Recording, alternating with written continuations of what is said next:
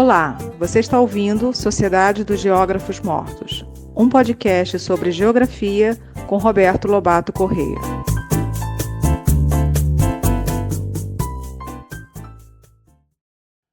Boa tarde a todos, a todas. Vamos dar início ao nosso quinto episódio da quarta temporada, ainda com o tema, aliás, é o último episódio desse tema, Agentes Sociais da Produção do Espaço. Antes de iniciar, eu vou voltar a falar sobre Horácio Capel, mas antes de iniciar, eu queria passar uma triste informação que me abalou muito ontem, quando eu tardiamente soube do que ocorreu com o professor Horácio Capel. Salvo engano, ele tem 82, 83 anos de idade, está aposentado, ativo, mas que no final do ano passado teria tido um AVC e perdido a fala. É triste, muito triste isso. E por isso eu vou de novo homenageá-lo, pedindo a Deus que o proteja. Bom, vamos começar então esse nosso quinto episódio, que começa a falar sobre os tipos ideais criados pelo professor Horácio Capel.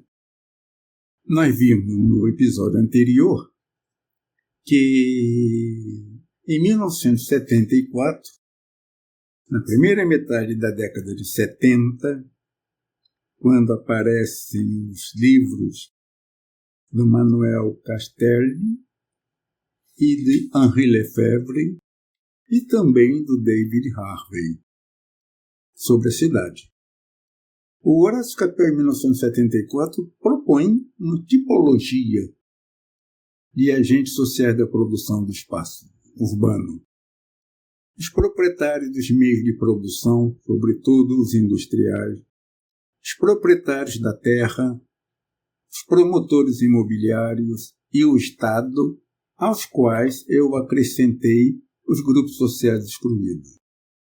Ora, esta tipologia do Horácio Capel constitui-se aquilo que se denomina de tipos ideais, ou idealtipos, que é uma construção teórica do Max Weber, portanto uma construção weberiana, que procura tipificar alguns aspectos selecionados da realidade. O tipo ideal pode até existir em sua forma pura, mas, via de regra, ele aparece associado a outras características. Mas é uma proposição não positivista que Max Weber nos oferece para que nós possamos desenvolver uma clara compreensão, não explicação, mas compreensão a respeito da realidade. Então, o tipo ideal é uma construção teórica, ou seja, é a ideia tipo que nós temos sobre um dado aspecto seletivo. Nós que selecionamos a respeito da realidade. Então, os promotores imobiliários podem existir em forma pura ou desmembrado, mas eles cumprem papéis fundamentais na produção do espaço. Então, a partir daí e dessa posição weberiana, eu vou tentar desenvolver esses tipos ideais do Horácio Capel. Eu vou começar pelo mais importante desses agentes sociais, sobretudo quando nós pensamos no Brasil e certamente na América Latina, na África, na Ásia, provavelmente, que são os proprietários fundiários, proprietários da terra urbana. Quem são eles? Alguns são exclusivamente proprietários da terra. Fazendeiros que têm terra na periferia da cidade e que ansiosamente aguardam a expansão da cidade para transformar a sua propriedade ou parte dela em lotes urbanos, tornando-se assim proprietários da terra, torcendo, portanto, para a expansão da cidade. E há aqueles que, de uma forma ou de outra, mas via de regra, por apropriação de espaços públicos, muitas vezes produzidos fisicamente pelo Estado, através de desmonte, aterros, drenagem, produziram um chão passível de urbanização. Esses proprietários da terra se apropriam licitamente ou ilicitamente. Nessa apropriação ilícita estão muitos proprietários da terra e muitos empresários que hoje se tornaram respeitáveis cidadãos, mas que no passado agiram de forma ilícita. A semelhança do que os milicianos hoje fazem. Se apropriam de terras públicas, muitas vezes terras consideradas área de preservação ambiental, se apropriam, expulsam quem está lá e, através de operações fraudulentas, criminosas, legitimam essa propriedade. Lembro que este é um tema extremamente importante para que possamos compreender a produção do espaço nas cidades brasileiras. Quem são esses proprietários da terra? Certamente os políticos do Centrão estão entre eles, mas também pessoas diversas. Empresas diversas, como bancos, companhias de seguro, empresas industriais, empresas comerciais, empresas de transporte, se apropriam da terra, criam estoques para serem urbanizados em breve. Sobre isso, vejam o texto da Fania Friedman, que está na Revista Brasileira de Geografia, o texto da Tânia Strohacker, também na Revista Brasileira de Geografia, sobre a ação dos proprietários de terra / empresários de linhas de bonde em Porto Alegre entre 1870 e 1945. Vejam a dissertação do Márcio Pinhon de Oliveira sobre a fábrica Bangu, fábrica proprietária de terra, promotora imobiliária. Essa terra urbana, essa sacrossanta propriedade privada, está no centro do processo de produção do espaço, que necessita de chão, que necessita de espaço, que é capaz de trocar terras prontamente urbanizáveis por terras que ela vai ceder, que implicam em obras de saneamento, de drenagem. E essa troca se faz com o Estado. O Estado cede terras boas, urbanizáveis, em trocas de terras precárias. Isto é extremamente importante e eu penso que não deva ser muito fácil obter informações que devem ser obtidas entrevistando pessoas de todos os tipos. Estejam muito atentos à retórica contida nos documentos oficiais. ou no próprio discurso oficial sobre a legislação urbana. Como diz o papel do Estado é muitas vezes uma retórica que serve, no final das contas, para atender aos interesses dos grupos dominantes. Esta é uma questão fundamental. Quem são os proprietários de terra?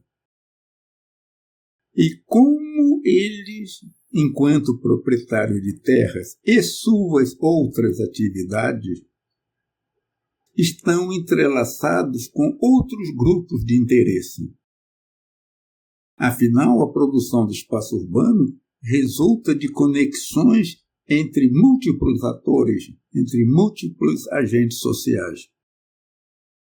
É bom para nós termos mais perguntas do que respostas prontas. Porque respostas prontas significa, olha, vamos parar por aqui, porque vamos ter mais 5, 10, 20 anos, varia, em que não deverá haver muita transformação e a gente pode investir em campos ainda pouco conhecidos, poucos desbravados. Esse é um tópico. Quem são os proprietários da terra? Mais complexo ainda são as respostas à pergunta: quem são os promotores imobiliários? Promotores imobiliários é um tipo ideal mais complexo, porque ele incorpora muitas singularidades, ou melhor, muitas particularidades a respeito da promoção imobiliária. Em primeiro lugar, entre os promotores imobiliários está aquela figura que tem vários nomes, mas que eu vou chamar aqui do empreendedor imobiliário, daquele agente que controla todo o conjunto integrado de operações que geram a produção de um imóvel. Ele não entra com capital, ele não entra com serviços diretamente ao ato de construir. Ele não entra na produção material do imóvel diretamente, mas ele faz o gerenciamento de todo o processo imobiliário. Muitas vezes são empresas autônomas que apenas se dedicam a isto, mas é possível se encontrar que esses empreendedores sejam não mais que um braço de outras grandes empresas. Mas entre os agentes da promoção imobiliária estão, primeiro, aqueles que fazem os projetos, segundo, aqueles que contratam os capitais ou os microempreendedores para a construção do imóvel. Em terceiro estão aquelas várias firmas que participam com atividades específicas, as empresas de rebaixamento do lençol de água, as empresas que fazem pequenas obras de aterramento ou drenagem, as empresas que fornecem serviços de bate-estaca para construir as lajes, as empresas que fornecem mão de obra para a construção. E é aí que se enquadram tanto o Pedro Pedreiro, da música do Chico Buarque de Holanda, quanto aquele operário que todo dia sobe vários andares para construir paredes mágicas. na hora do almoço, comer o arroz com feijão, quem sabe ficar com algum problema, cair lá de cima e atrapalhar o trânsito ou atrapalhar o sábado. Esses são agentes de promoção imobiliária que constroem. Estão ainda entre eles as empresas que cuidam do acabamento das janelas, dos tacos, da pintura e mais da implantação de equipamento de água, de luz, as empresas de elevadores, os corretores que vão vender o imóvel. Então vejam, quem são os membros desse complexo e articulado conjunto de agentes que produzem fisicamente o imóvel. E é aí que entra o grande capital financeiro, que joga recursos na Bolsa de Valores, que transformam mais do que nunca o processo de produção de imóvel aquilo que ele já era e que se torna mais ainda uma atividade do capitalismo avançado. A financeirização da produção do espaço através de obras, de imóveis gigantescos. Vocês imaginem o que é a construção de um enorme shopping center com 300 lojas, com 2.000 vagas para estacionamento, com uma certa ordem espacial no seu interior, organizado segundo as vantagens da venda de produtos industrializados. O shopping center é uma produção do espaço, é uma promoção imobiliária que está preparando o espaço para formas de acumulação de capital. Isso é uma coisa muito interessante, porque esta produção do espaço através de shopping center, ela tem impactos extremamente importantes que nós iremos ver mais tarde. A questão que me motiva muito há mais perguntas a serem feitas. Mas isso pressupõe longas pesquisas de campo, longas pesquisas em arquivos, longas pesquisas em órgãos do Estado. É possível você ter muitas informações sobre cada obra, uma série de informações sobre quem é quem no processo de produção, qual é o tamanho da área, qual é o número de andares que o prédio vai ter, quantos apartamentos, qual é a metragem e todas as sofisticações que a promoção imobiliária tem, desde varanda ou sacada e outros serviços para a vida de um mundo eletrônico.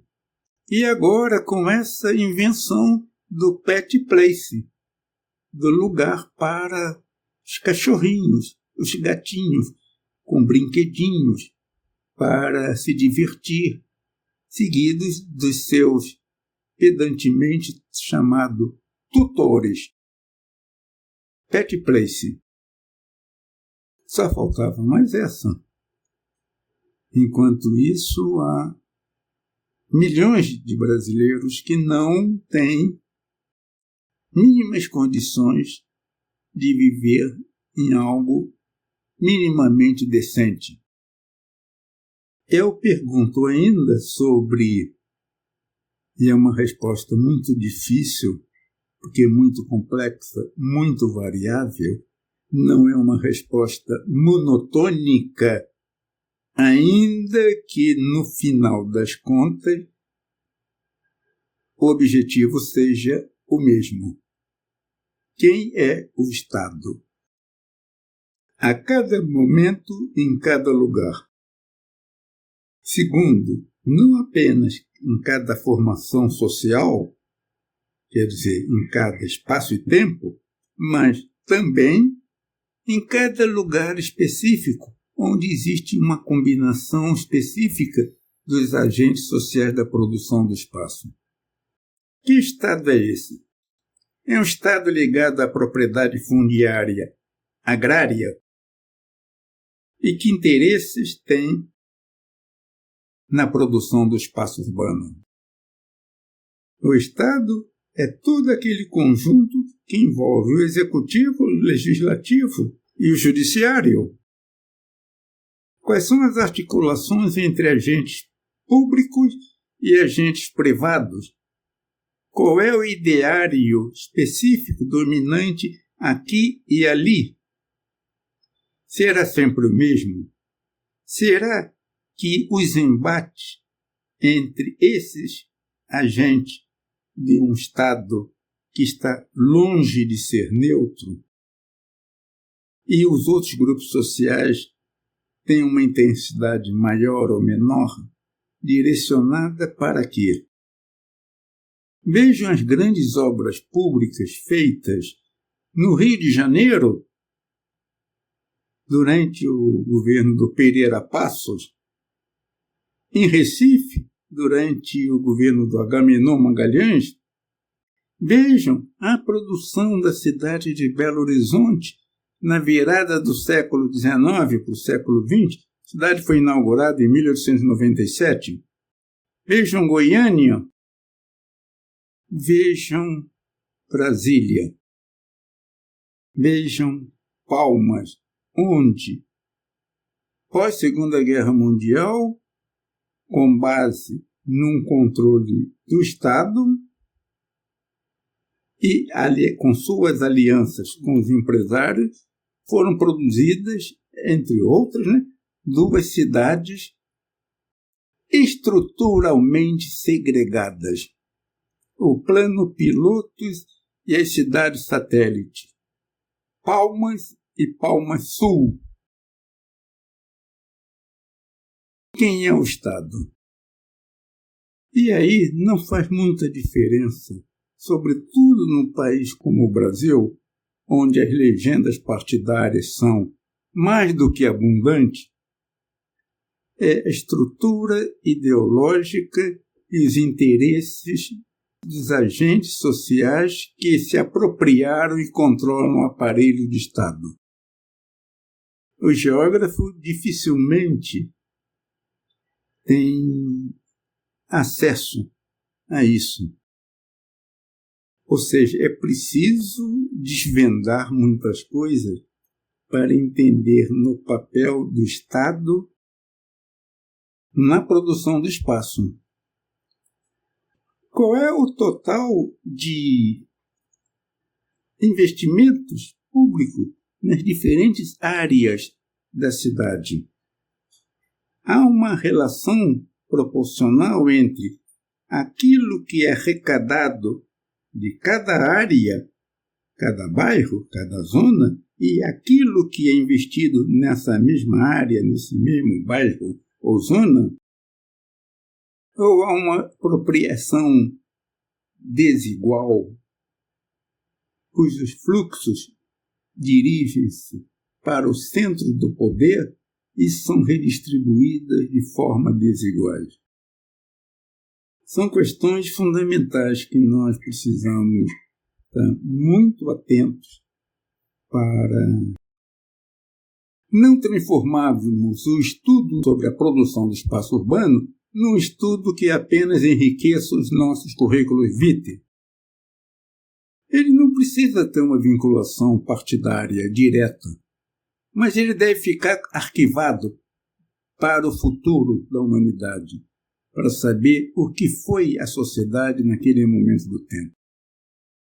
Para finalizar esse tópico dos agentes modeladores, finalizo com mais questões e dúvida do que resposta. falando rapidamente sobre as práticas espaciais. O conceito de práticas espaciais aparece com Henri Lefebvre em 1974 no livro La production de l'espace, junto com representação do espaço, espaço de representação e práticas espaciais, nós temos o conjunto de conceitos básicos para a análise do espaço, segundo Henri Lefebvre. Ele não define objetivamente o que são práticas espaciais, que no final das contas são todos os processos, mecanismos para a produção do espaço. Mas eu tenho uma proposta. Vejo a Revista Brasileira de Geografia, em 1990. Corporação, práticas espaciais e a produção do espaço. Algo assim. As práticas espaciais, no meu entender, constituem o conjunto de ações a curto prazo que os agentes sociais desenvolvem para produzir o espaço. Se essas práticas se estendem por um longo período de tempo e interferem decisivamente no arranjo espacial da cidade, as práticas espaciais transformam-se em processos espaciais. Vejam, Processos Espaciais da Cidade, Revista Brasileira de Geografia, 1979, de minha autoria. Está também no livro Trajetórias Geográficas. Quais são essas práticas espaciais? Primeira, seletividade. A ação humana e, sobretudo, dos agentes da produção do espaço urbano se faz selecionando aquelas partes do espaço que, a seus olhos, são vistas como as mais propícias para investimentos, para controle, para acumulação de terras, para a produção de imóveis. Há uma seletividade. O espaço não é homogêneo aos olhos dos agentes sociais da produção do espaço. O espaço é heterogêneo e apropriado seletivamente. Em contrapartida, há uma outra prática espacial que decorre da exclusão por parte daqueles agentes e não da escolha de áreas para investimento. É a marginalização. Então, seletividade e marginalização. São as terras deixadas à margem, de baixa possibilidade de extração de renda da terra ou de valor.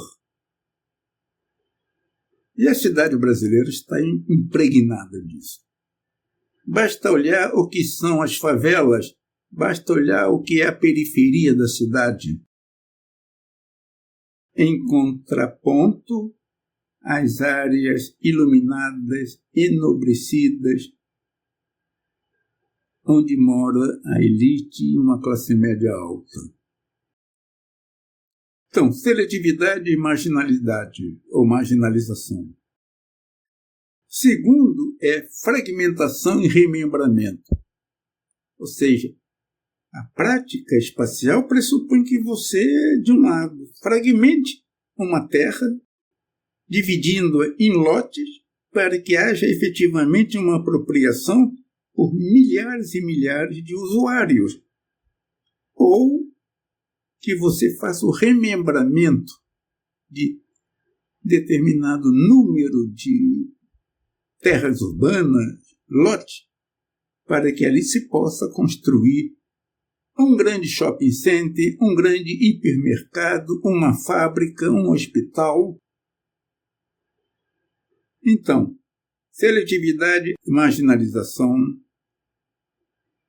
fragmentação e remembramento.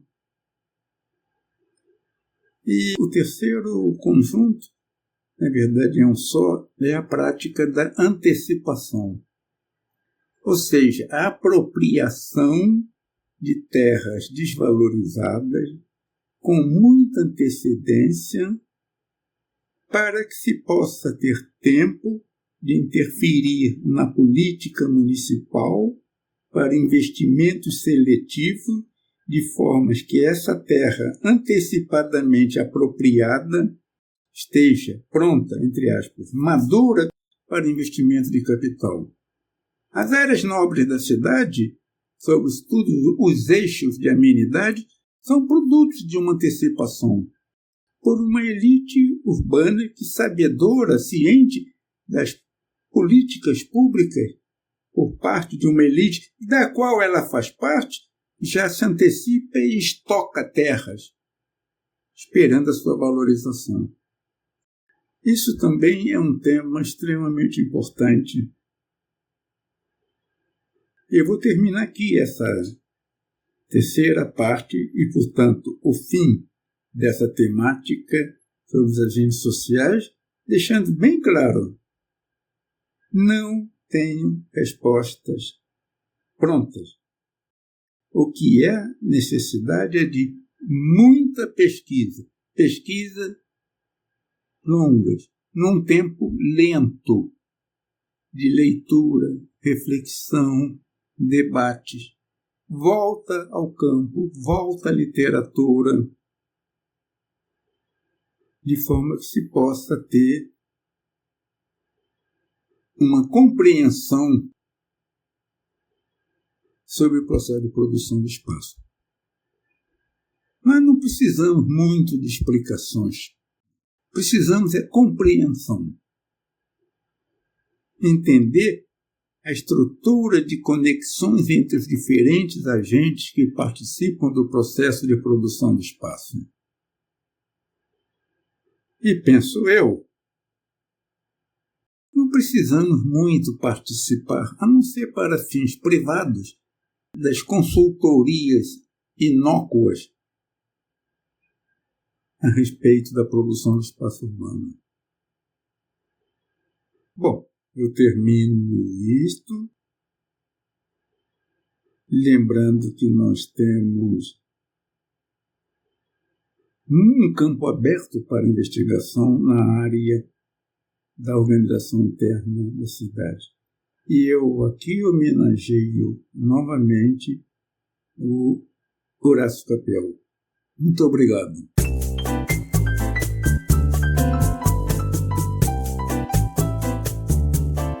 O podcast Sociedade dos Geógrafos Mortos tem produção de Rafael Lia.